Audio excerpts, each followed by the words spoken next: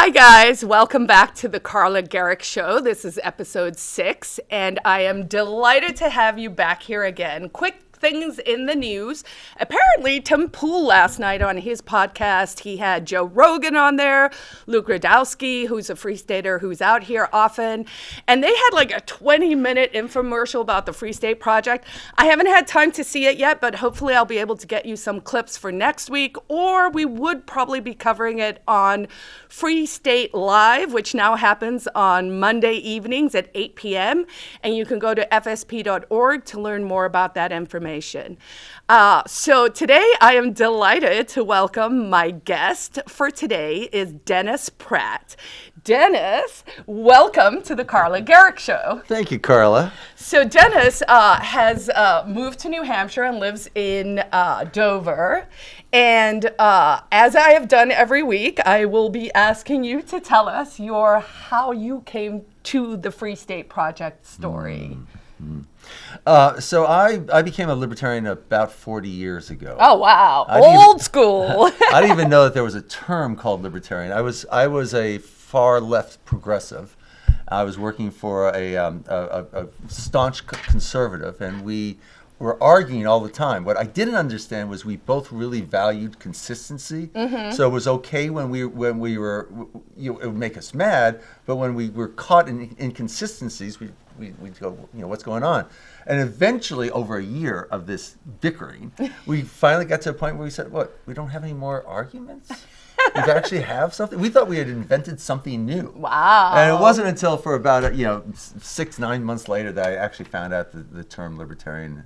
But I have lived in New York City, New Jersey, Chicago, Boulder, I'm sorry. And I, coming from the left, I thought, well, okay, so I can actually explain this beautiful philosophy of honoring each person, respecting the person as they show up. And that it gives us everything that we've always wanted without the violence, and it's this fabulous thing. So I thought I would just explain it to all my friends, and we'd become this great libertarian nation.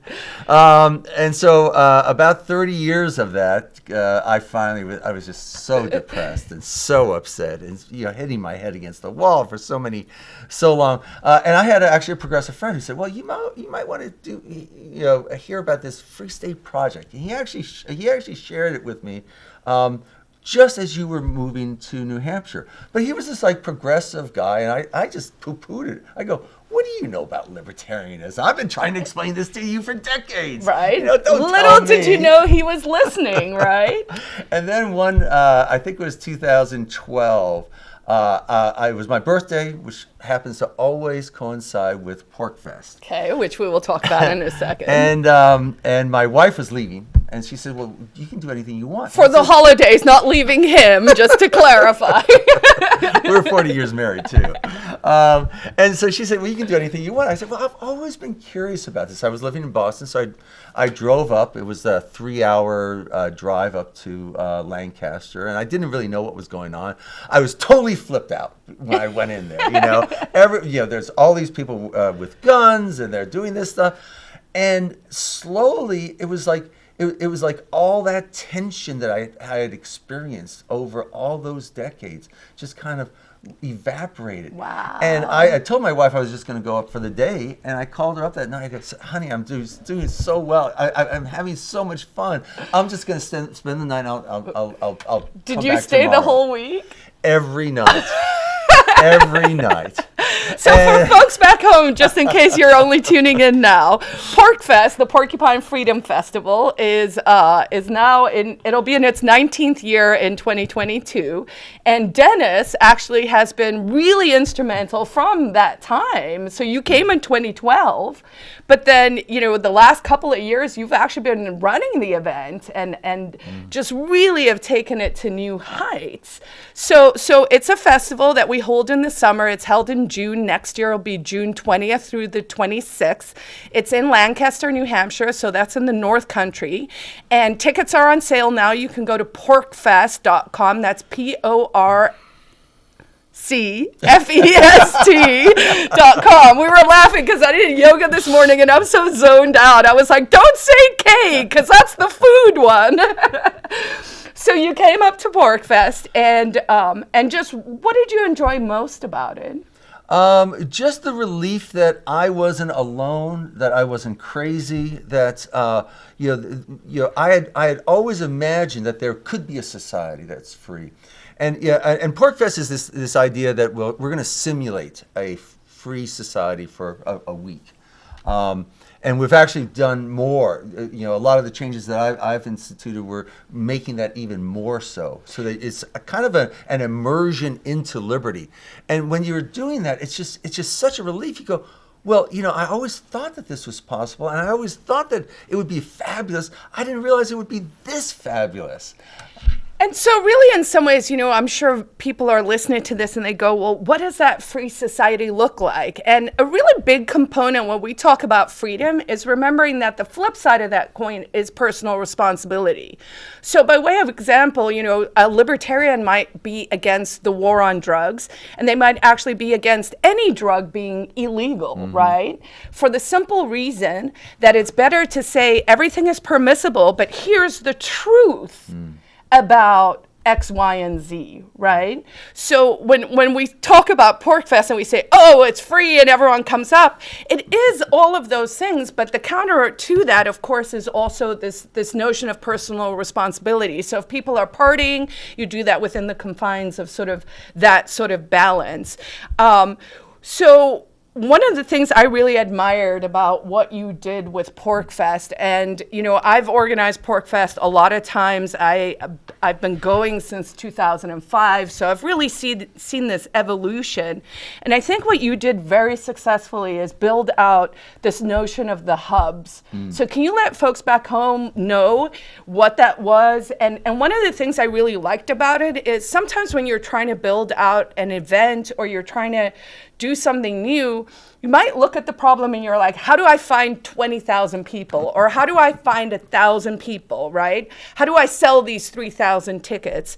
And what you did that I really loved is you were like, what if I find 150 people who are all invested in finding another 100 people, right? So you're sort of decentralizing a challenge by empowering people to do more themselves. And I really like that because maybe it's not typically libertarian, but it seems that way. Like we're all like, I'll do it my way. I mean, it's either libertarians or Baptist churches. I can't figure out which one splits off more, right?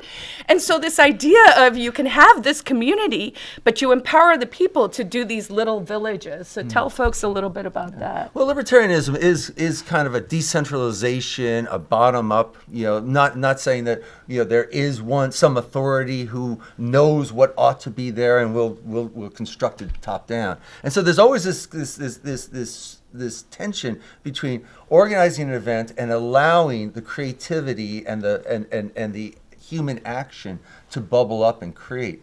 So what I created was basically a Lego toolbox. And people would say, well, do you have X? I said, well, would you like to put on X? Right. Because I have all these tools that you can actually create, and you can create your own hub. So the hubs are like either vendors, so you're selling something, or they're lounges where you can hang out and just talk with people and have fun and chat, or they're venues. You set up a tent and you put out some chairs and you can have talks. We had hubs that were, you talked about, some people are partying. There's also some very intellectual hubs. The Christian hub I thought was really, really good this year. We had a women's hub. And so there were all these hubs. And in that way, we went from 100 events in the year prior to 700 events. And we doubled the size of a typical PorcFest. Right. Because I went after not the typical people. I went and not after our installed base. I went after the people who are the most serious about liberty. And I went to them, I said, look, you love liberty. We have this great festival. I'd like you to actually create a hub around your interest and bring your people. and bring their people. They did, and it was just fabulous. And you could go around and taste all these different flavors of libertarianism, all these different interests. I mean, there was a knitting hub and things like that. There were all these different things that people created. But there's this beauty in libertarianism that I really appreciate, which is, a lot of people will say, well, what's the definition of that? Or what is freedom? Or what is liberty? And I'm kind of like, it really is that notion. I think you use the words, you come as you are, or you accept people as they are, right? And in many ways, when our critics and our naysayers come at us, and people are like, how dare they want more liberty, or how dare they want smaller government and want to be spreading freedom, I'm kind of like, but if you're not for liberty, like, what are you for? So can you help folks back home sort of understand this notion of self-ownership? Because I think you have a really powerful message and you talk about it.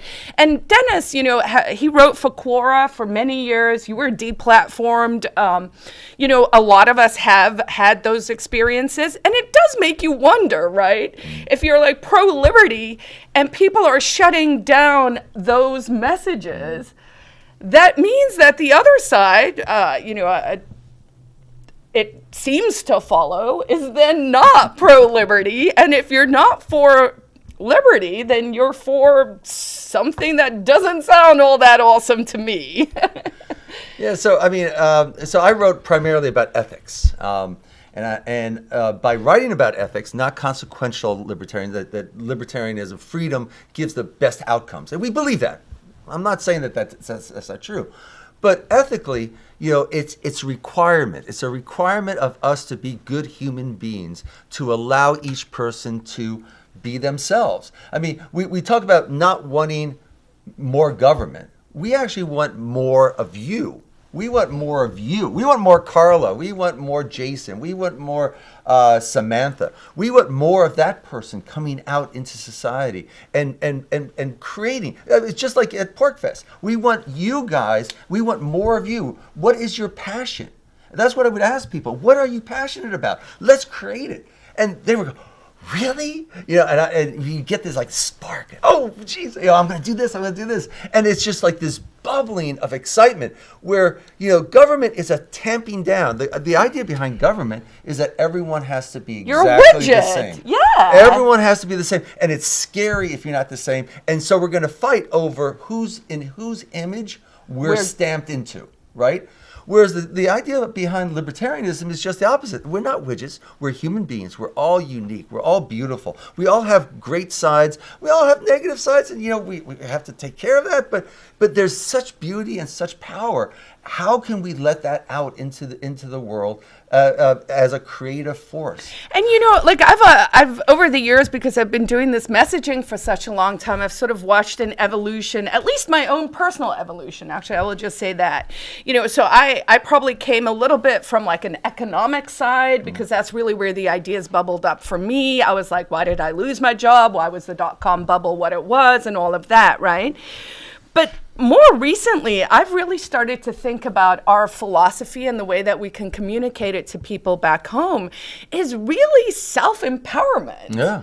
Right? It's really kind of telling everyone who's watching this and everyone going, who are you? Figure out who you are and go be the most awesome you can be, right? Like I'm going to be like the libertarian Tony Robbins, I guess. Well, but it really is, right? Like, well, because and so it's like how are we failing at our messaging?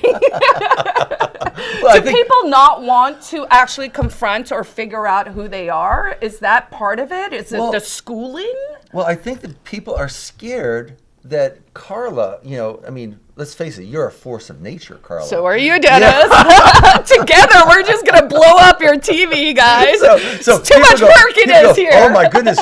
If Carla would be much better if she were just a little bit like me, And so you just start applying that, and you get this fear of other people. You talked about Tony Robbins. I actually created the largest in-person personal growth group in the world. Wow. We were doing 250 events a year just in the Boston area. And 4,500 members. 4,500 members. And the idea here is, what I am about is exactly that. It's personal empowerment. And there are things that block us. Now, the biggest ones are actually inside of us. And that's, they're saying that we can't do this, and I'm not going to risk it. And it's so much, it's our own nuggets. Like your own thoughts are your worst enemy. Once you realize that, you're like, oh, I'm unstoppable. If I stop telling myself I'm not stoppable. So much of my work is trying to tell people, look, failure is what you're supposed to do. Yeah. You have to Look at me succeeding and failing. Well, no, you need to fail to succeed. Right? And rest is part of reward. Yeah. I mean, I was talking, I counted up the number of projects I'm working on right now for the Free State. It's like 26 projects. And they're all high risk. I mean, that PorcFest was so high risk, what I did with that PorcFest. And it was all high risk. But by allowing and permit, it just blossomed in this beautiful thing that people are just going, oh my God, I've never had a PorcFest like that. I've never had an experience. The people who are brand new, they're going, that was incredible. I might go, but this is super big. And next year, we're so excited about that. We've already sold out half the tickets. I haven't even begun. If you haven't bought your tickets yet and you want to come this year, next year, I highly recommend PorcFest, PorcFest.com. Go get your tickets. I do want to talk about a couple of those projects. And for people who can't wait till next June, come to Liberty Forum. It's going to be awesome. It's the first weekend in March. You can go to nhlibertyforum.com for your tickets for that.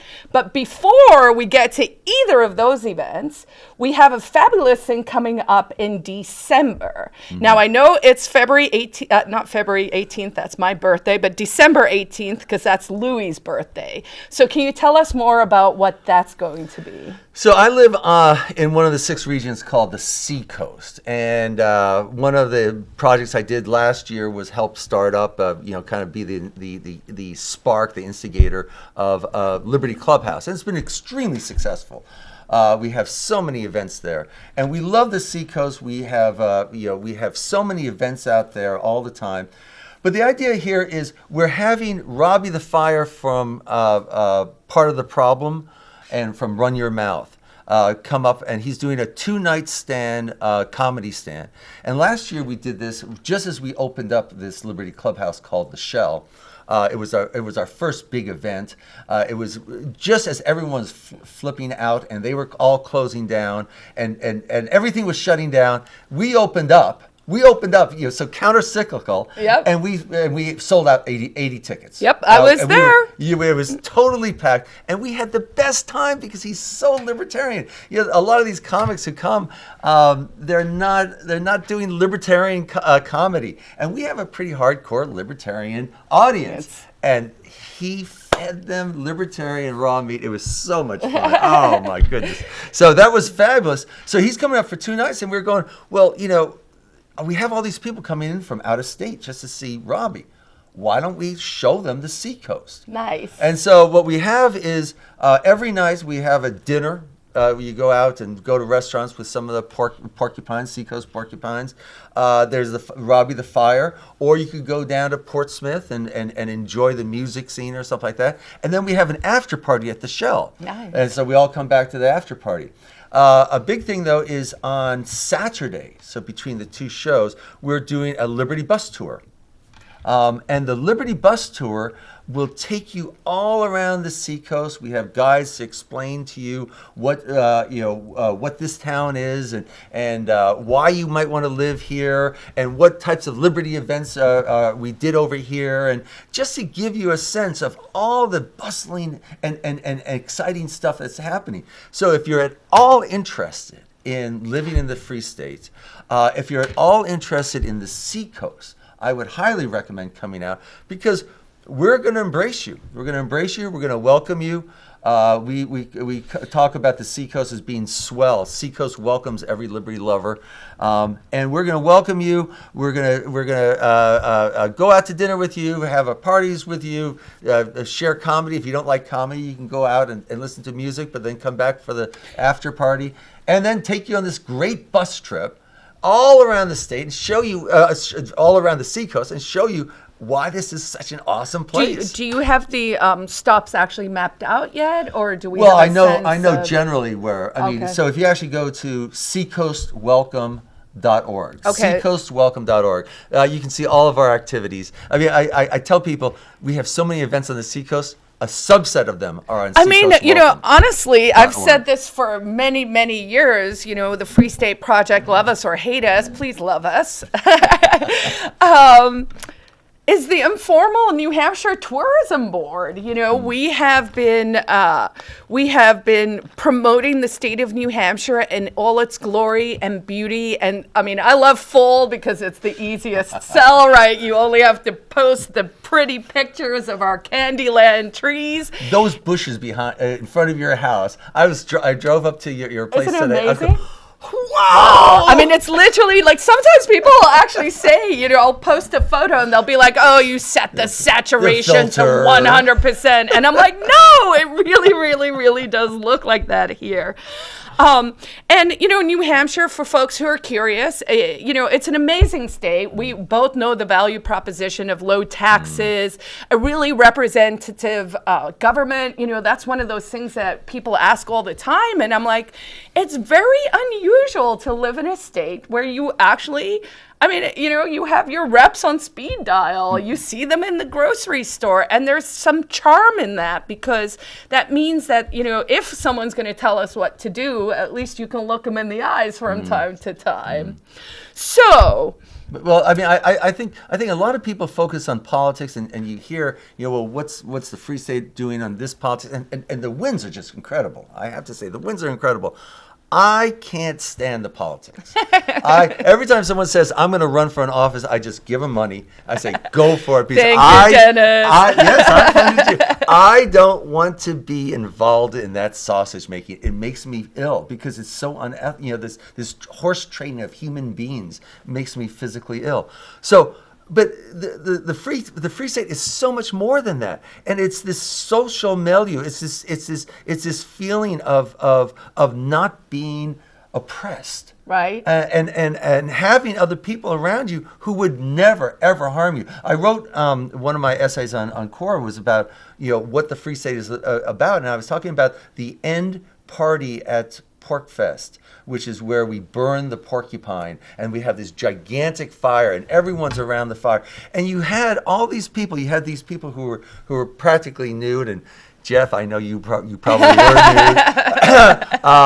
And you he wears a loincloth when he's out and about. and there's these people with jackets and ties, and of course Jeffrey's there with his bow tie. And you have people who are arguing philosophy and people who are obviously getting in a high drum circle. There's drums, there's a flame, and it's just all these people from all different walks of life. All extremely different. And the only thing that really ties us together is that we will not initiate violence against you. Now, for folks back home, can you maybe just parse that out a little more? Because I think this is something that people are confused, and we have 5 minutes to parse it shortly. But, this sort of notion, people are like, what does that mean you won't initiate force? And how is voting violence and all these things? Can you help folks? In 5 minutes, you want me to explain that, huh? All right. All right, I'll bring you back. I don't want to put you on the spot for that, but I'm sure you could do a little bit of it. Okay. So the idea is I own my own body. This is mine. This is my body, and no one has a superior ownership over it. Authoritarians argue, or they believe, and it's hard to actually get them to understand this, but they believe that there's a sovereign, there's a person who has a superior ownership over you and may tell you what to do, and if you disobey them, they may hurt this body. Libertarians say, no, you own this body, and only you may make the decisions for it, and may move it and use it, and then we have property rights in order to talk about what's ours and what's not. I'm sorry, what was your question? I was winding up to something. Well, I was asking, can you explain self-ownership or this notion of, why? Oh, the initiation of violence, right? So of course, Carla owns her own body, and I won't initiate violence against her. But I also have no right to hire a thug to initiate violence against her. Nor do I have the right to vote for someone who hires a thug to initiate violence against her. This is hers, and no amount of indirection makes using violence against her okay. It's not okay for me. It's not okay for it's not okay for some ruler, and I don't care how many friends he has. You don't subscribe to the 51% rule makes things moral and ethical? It doesn't matter what clothes he wears. It doesn't matter what sheets of paper somebody wrote on for him. It doesn't matter. She owns her own body. Otherwise, she'd be a slave, and she is a slave to no person. That's right, I am not. So libertarianism is actually a kind of a continuation of the abolition movement. Yeah, it really is. And I love that. And I think we've talked about that framing over the years. I mean, I'm going to have you back maybe like once a month so we could talk about these issues.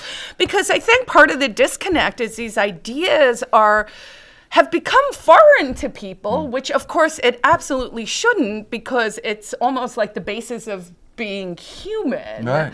Is who am I? How do I fit in this world? And that. So I think we have learning and teaching and communicating and persuasion to do, but I think people have to first really start to grasp where we're coming from, because the criticisms are always like, oh, you guys just want, and it's like, no, the basis of this is actually a very empowering and important kernel from which actually all things flow. Well, it's an intense respect for each human being, right, as a human being. And not as a tool. As the psychopaths use human beings as their tools, as their means to their ends. Right. We don't. We say each human being is a treasure, is precious. Precious and unique, much like the Carla Gericke Show. So to folks back home, thank you so much for joining us again for another 6th edition of the Carla Gericke Show. I will definitely have Mr. Dennis Pratt back here. Go find tickets for all the amazing things that are happening in New Hampshire. Come check us out. If you're curious, send me questions. I'll be happy to answer them on air. Check out my book, The Ecstatic Pessimist, Stories of Hope Mostly. They contain 13 essays about the Free State Project and some award-winning short stories. If you've read it, leave me a review on Amazon. Why don't you? And join us again next week for the Carla Gericke Show. In the meanwhile, live free and thrive.